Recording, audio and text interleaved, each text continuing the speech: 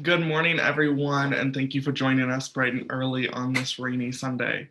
So I'm going to be presenting my research on Boston University students' travel experiences during the COVID-19 pandemic, where I completed a mixed methods analysis. So why study travel during a pandemic? So first and foremost is the increasing rate of zoonotic infections that have a high probability of becoming pandemics. So what a zoonotic infection is a disease that jumps from an animal to a human. You can see a list of a few here, including recent big global outbreaks, such as Ebola, the SARS virus, and MERS, and possibly COVID-19, but that's still being researched.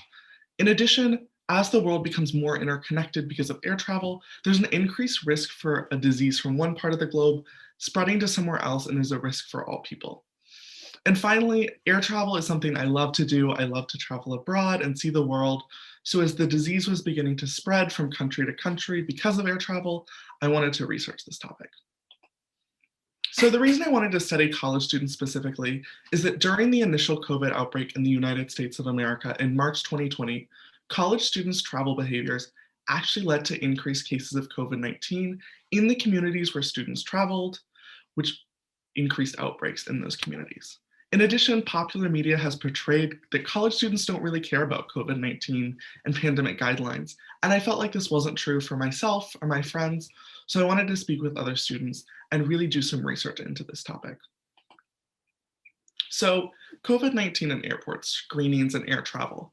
So there's two kinds of airport screenings that are typically used to track pandemics and try to stop cases and eliminate them during air travel. Those are active forms of screening, such as temperature checks, being stopped by public health officials, and more passive forms of screening, such as saying I have no symptoms when you book the flight, saying you have no symptoms when you check in. And these went into effect globally as early as January 2020 in certain countries, and have continued to be in effect as guidelines have changed and fluctuated around the globe. Yet, what research has shown is that airport screenings don't actually have a super strong track record of identifying positive cases of viral infections, especially respiratory pathogens like COVID-19. Therefore, the CDC changed their guidelines in November 2020 and said that symptom-based screening programs are ineffective because of the non-specific clinical presentations of COVID-19 and asymptomatic cases. So basically what that means is because COVID-19 has many common symptoms, such as a runny nose, a temperature that also present in many other diseases, they said airport screenings weren't effective at making air travel safer. So therefore, I wanted to understand what the experience of air travel was like for college students and if they incurred any screenings. So I used a mixed methods approach that was retrospective, looking at a survey of college students as well as in-depth follow-up interviews. And my research period of interest was November 20th, 2020 to January 31st, 2021. So I wanted to see students' travel experiences during winter break, during that big COVID surge that we saw in the US, as well as during those holidays that occurred during that time period. And I conducted the research after the fact from February 15th to March 12th, 2021. So the quantitative survey had 31 students participate, and I had a qualitative follow-up interviews with 10 students. Here's just a flowchart going through my eligibility. So I initially screened 50 students to see if they were eligible. After going through the screening criteria, 31 completed the survey and 10 followed up for in-depth interviews, as I previously mentioned. So the main themes that came from this research is first and foremost that students did follow local quarantine guidelines to the best of their abilities. So students really did want to protect their communities and keep them safe by following local quarantine guidelines. In addition, students' travel behaviors have changed and their frequency of travel has decreased over this past year because of COVID-19. And finally, students felt like the overall travel experience hadn't changed, and all of the students who traveled domestically said they didn't experience any forms of active screening for COVID-19, such as temperature checks or anything like that at the airport. So I'm going to dig a little bit more into the themes now. So first, we have quarantine guidelines. So with this first pie chart, I asked the 31 students in the survey, did they follow local quarantine guidelines when they arrived? An overwhelming majority, 73% said yes, they did. And then after returning from their trip, coming back to Boston University, 80% of students said they followed quarantine guidelines in Boston. And this is a really good sign. It goes against the narrative that college students don't care, they're still traveling like normal, and that when they travel, they're going to spread the disease. In addition, during the interviews that I had where I tried to understand students' behavior, is that students said it was essential, important, and necessary to follow these guidelines to keep themselves and their communities safe from COVID-19, even if they thought that they were at a low risk and the illness wouldn't be deadly to themselves. It could be to others they interacted with. Next is travel frequency. So as you can see with this gray here is 90%, an overwhelming number of students have decreased their travel frequency. And this was also shown in my interviews, is that one student said, I only travel now for essential reasons. And another said that if it wasn't for family and the holiday traditions, I wouldn't have traveled home. So this was interesting to see because it did show that college students have decreased their travel, they're not going on weekend trips, and they're only really traveling home during the major winter break intersession period, and not for a lot of smaller holidays like Thanksgiving and things like that, which is good to see. The couple cases where students did increase their frequency were primarily freshman students that I spoke with, many of whom went to local high schools and didn't have to travel regularly as high school students. Whereas now when they attend a private out-of-state elite research university, they are having to travel more.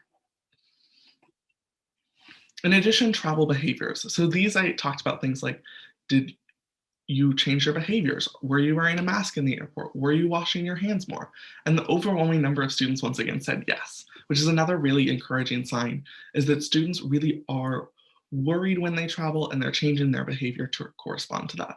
So these included one student saying, I stopped eating during the flight and I kept my mask on from the moment I left my dorm to the moment I arrived at home, from door to door. So this is a really good sign that public health messaging is working and it's actually leading to behavior change among college students. And then finally, airport screenings. So as I mentioned, I didn't define what airport screenings were. I let the survey participants define that for themselves. So as you can see here, we get a little bit more of the mixed bag, is that a majority of students said no, but there were many that said yes, they did experience some kind of screening.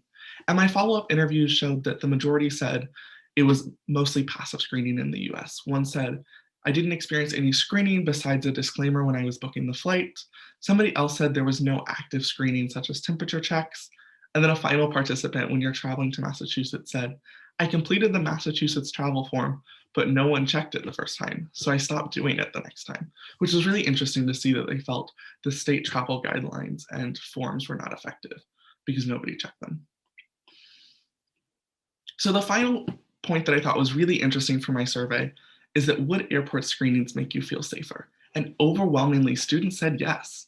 And that's really interesting because CDC guidelines and current scientific research says that airport screenings aren't super effective at catching COVID-19. However, overwhelmingly, the students in the interviews and the survey said it would make them feel safer. And that would be most likely due to security theater, similar to TSA airport screenings, where you take off your shoes, even if it's not super effective. So more research would need to be done to really understand this problem and phenomenon.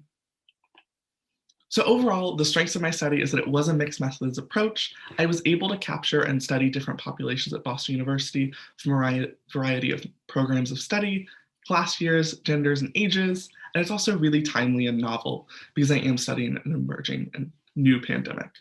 And then the weaknesses is that it was self-selective in the students that participated, and it was retrospective, which could have introduced some bias to the study.